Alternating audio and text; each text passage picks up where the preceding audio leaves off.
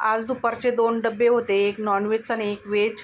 तर चला झटपट बनवूया. तर कुकरमध्ये तेल गरम करून मोहरी, जिरा, लसूण, हिरवी मिरची, कढीपत्ता चांगला तडतडून दिल्यानंतर त्यामध्ये हिंग, टमाटर टाकला, हळद टाकली, परतून घेतलं. कोथिंबीर टाकून नंतर त्यामध्ये स्वच्छ धुवून घेतलेली मुगाची डाळ टाकली. परत एकदा व्यवस्थित परतून त्यामध्ये पाणी टाकलं, मीठ टाकलं, चवीनुसार झाकण लावून 2 शिट्ट्या काढून घेतल्या. इथं आपली मुगाची डाळ तयार झालेली आहे. आता डाळ तयार झाली, लगेच भाजी बनवायला घेतलेली आहे. तर कढईमध्ये तेल गरम करून घेतलं, त्यामध्ये लसूण, मिरची आणि मीठ घालून ठेचा तेलावरती परतून घेतल्यानंतर त्यामध्ये स्वच्छ धुवून घेतलेली मेथीची भाजी टाकली आणि त्याच्यावरती मुगाची डाळ टाकली धुवून.